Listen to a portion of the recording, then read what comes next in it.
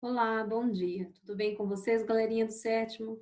Preparado para a nossa primeira videoaula? Preparei para hoje um conteúdo de revisão daquilo que nós aprendemos lá no comecinho do primeiro trimestre e também já incluindo aqui um novo tópico, tá?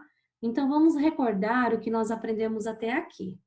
O que são linguagens da arte? Vocês se lembram? Que a arte é dividida por 4 linguagens. Artes visuais, audiovisuais, que andam junto, né? Música, teatro e dança. Essas linguagens artísticas podem expressar de uma forma que vai além da palavra. E aí eu complemento com a linguagem verbal e não verbal. A linguagem verbal é aquela que se apropria da escrita, né? Aqui eu trouxe um modelinho para vocês, um quadro escrito "não fume", e a não verbal é a que se apropria somente de um símbolo, não tem escrita, nem fala. E também existe a linguagem mista ou híbrida, que é a mistura dessas duas linguagens, a de símbolo e a de escrita, correto? Artes visuais e audiovisual são artes que normalmente nós apreciamos com os olhos. Podem ser uma pintura, um desenho, uma gravura, uma novela, um filme, um cinema. Por que visuais? A principal ferramenta de observação e apreciação dessas artes são os olhos. Quando você assiste uma novela ou quando você assiste a um filme, qual é a principal ferramenta que está ativa, né? É os olhos e quando entra o audiovisual e a audição, correto? Também aprendemos sobre o teatro. Entendemos que o teatro é um conjunto de atores, onde eles contam uma história, usam o seu corpo como ferramenta, e o maior objetivo é despertar na plateia, no público, um sentimento, né? Também aprendemos que o teatro teve origem lá no século 6 a.C., na Grécia Antiga. Surgiu aí através das festas dionisíacas, que eram alguns rituais, cerimônias realizadas ao deus Dionísio.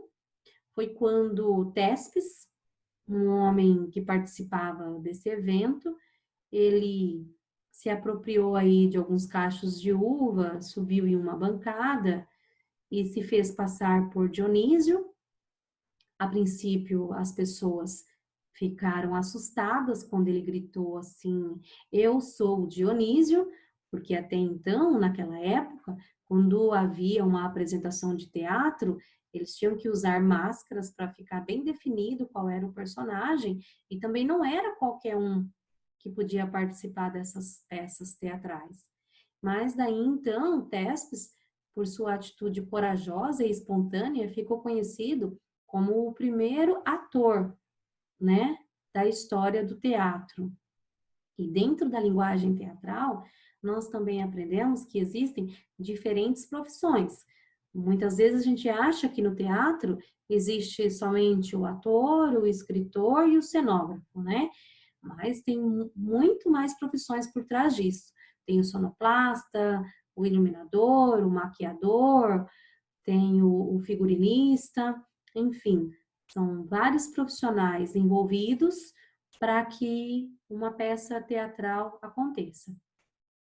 Expliquei para vocês também que teatro, além de uma modalidade da linguagem da arte, também é o nome dado ao espaço físico onde essas apresentações acontecem. Nós vimos alguns grandes gêneros teatrais e também hoje vimos que existe um leque, né, muito grande, uma grande opção de gêneros teatrais aí para todos os gostos. Aprendemos sobre a terceira linguagem de arte, que é a música. A música é uma forma de arte da qual se constitui da combinação de vários sons, né? e ritmos, seguindo uma pré-organização. A música, ela é uma linguagem universal, o mundo inteiro produz música. E também aprendemos que dentro da música existem alguns elementos básicos, que é a melodia, a harmonia e o ritmo. E também comentei com vocês que existe uma grande diferença entre escutar uma música ou ouvir uma música, né? Quando eu estou escutando, eu estou prestando mais atenção. Quando eu ouço, eu não dou tanto valor ao que eu estou ouvindo, seja uma música ou um noticiário, por exemplo, se eu disser para vocês, eu ouvi alguém gritando por socorro. Quem? Alguém. O quê? Gritando. O que dizia? Não sei, eu acho que era socorro. Agora, se eu disser para vocês, eu escutei alguém gritando socorro, quem? Talvez uma mulher, parecia a voz de uma mulher. Então, eu prestei mais atenção quando eu escuto. Passei para vocês sobre algumas propriedades do som, que é altura, intensidade, duração e timbre. Compartilhei os naipes dos instrumentos, né? A localização dos naipes no palco, quase sempre nos mesmos lugares, visa proporcionar a harmonia nos diferentes sons e timbres de cada instrumento, seja ali em uma orquestra sinfônica ou até mesmo na apresentação do show de uma banda, cada instrumento tem o seu lugar pré-determinado, para existir uma harmonia entre esses instrumentos e, no caso do show, né, e a voz do cantor. Agora, nós vamos entrar no novo tópico e a última linguagem da arte, que é a dança, tá? A dança é a arte de movimentar o corpo expressivamente, seguindo alguns movimentos ritmados, podendo ser acompanhado por uma música ou não. A dança em grupos, ela é praticada, né, desde as primeiras civilizações. Só que lá nos primórdios de tudo, a dança ela era só utilizada, praticada em momentos religiosos, ritualísticos, diferente da modalidade da dança que nós vivemos hoje. Hoje eu danço porque eu gosto, porque eu danço aquele ritmo que eu quero, ou até mesmo como profissão, né? Naquela época, não. Lá na pré-história, eles dançavam somente para comemorar uma boa colheita, para comemorar uma caçada, ou um nascimento, ou um momento fúnebre, um velório, ok? A dança, por ser uma linguagem universal, ela está presente em todas as culturas, cada um seguindo aí o seu motivo, o seu estilo, tá? Mas também, assim como a música, ela é uma linguagem universal. No Antigo Egito, a dança era considerada sagrada. Ela era utilizada para homenagear os deuses e os faraós. E também as danças estavam presentes nos funerais. Já com os gregos, além do caráter religioso, a dança fazia parte da educação e era apresentada em algumas cenas de teatro. Já para os antigos romanos, a dança está mais ligada à parte da agricultura e à guerra. Na Índia, na China, no Japão, entre alguns povos do continente africano, a dança também aparece, mas como algo místico e religioso. A dança, ela sofreu e vem sofrendo algumas mutações, algumas mudanças, algumas evoluções. Então, nós temos aqui 3 modalidades de danças que passaram por grandes mudanças, começando aí pela clássica, moderna e depois contemporânea. A dança clássica surgiu durante o Renascimento, na altura em que os casamentos e os eventos aristocráticos eram celebrados com os bailarinos da corte. os quais eles mostravam as suas destrezas. Eles não tinham muita habilidade com a dança. Com o passar do tempo, os movimentos e os passos foram se aperfeiçoando.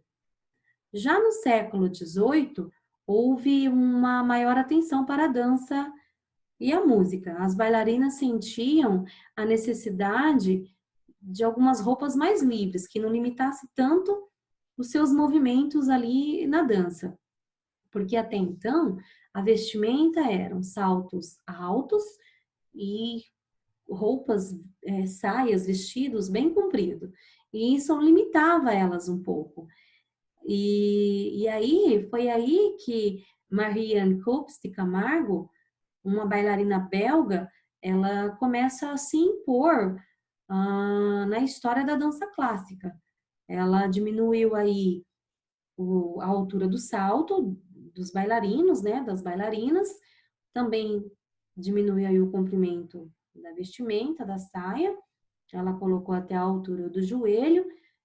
Ela enfrentou a princípio alguns preconceitos, porque naquela época uma mulher não era bem vista quando mostrava os seus joelhos, mas com o passar do tempo, outros grandes dançarinos, né, foram adeptos dessa modernidade e apoiaram Marie. Então, ela criou aí movimentos um pouco mais livres, né, devido à mudança de altura dos saltos e comprimento das roupas. Na dança moderna, que surgiu no finalzinho do século XIX para o século XX, os seus precursores procuravam maneiras modernas e pessoais de expressar o que eles sentiam através da dança. A expressão dança moderna refere-se às escolas e movimentos da história da dança, referentes ao período moderno. A dança moderna começou contra a formalidade do balé e também contra a previsibilidade das populares amostras de dança daquele período. Os bailarinos, já na dança moderna, dançavam descalços, começaram a trabalhar movimentos de contrações, torções, desencaixes. Os movimentos eram ainda mais livres, e embora eles tinham que respeitar ainda algumas técnicas fechadas que eram de origem da dança clássica, mas em comparação com a dança clássica, eles já tinham muito mais liberdade em seus movimentos. A dança contemporânea, alguns teóricos remetem à origem aos experimentos dos artistas pós-modernos, que foi iniciado na década de 1960, lá nos Estados Unidos. Porém, somente na década de 1980, que a dança contemporânea começou a se definir. Ela desenvolveu uma linguagem própria, embora algumas vezes ela se remeta aí alguns passos ao balé, mas ela criou uma independência, tá? A dança contemporânea nasceu do segmento da dança moderna, mas não possui uma técnica única estabelecida. Todos os tipos de pessoas podem praticá-la. Sua técnica é tão abrangente que não delimita estilos de roupas, nem música, nem espaço, nem movimento. O que importa é a transmissão do sentimento e as ideias e conceitos do bailarino, do artista. Então, ela não segue nenhum padrão, nem da dança clássica, nem da dança moderna. Ela cria o seu próprio estilo. Esse movimento nasceu do questionamento de alguns coreógrafos sobre algumas imposições técnicas e estéticas da dança clássica. Algumas características dessas modalidades de dança é que a dança clássica ela é bem definida. Ela é baseada em movimentos e passos bem trabalhados, marcados, ritmizados, de acordo com a música.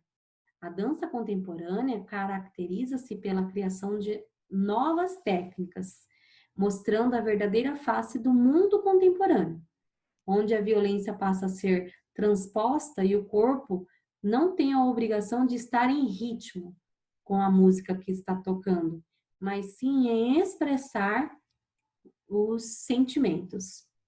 A dança moderna, em relação à dança clássica, foi uma forma de libertação do bailarino, de expressar mais os sentimentos reais das pessoas e não apenas ficar expressando, transmitindo uma história, mas sim o que eles estavam vivendo de verdade, ok?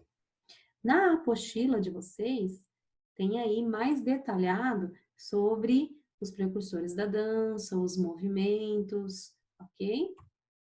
Segue agora alguns avisos importantes. Eu quero que vocês façam a leitura das páginas 23, 24 e 25 da apostila nova, essa apostila que está lá no portal do Eleva, ou para quem não conseguiu acessar pelo portal, também já encaminhei pelo WhatsApp. Depois vocês irão fazer o exercício da página 26. Assim que terminar este vídeo, eu estarei ao vivo pela plataforma do Zoom e lá eu irei corrigir a atividade da página 26. Também quero que vocês assistam o link da página 24, que também estarei encaminhando para vocês pelo WhatsApp, ok? Então, a partir de agora, seguimos em tempo real no canal do Zoom. Qualquer dúvida, qualquer questionamento, vocês me chamem por lá, ok, galerinha? Até mais!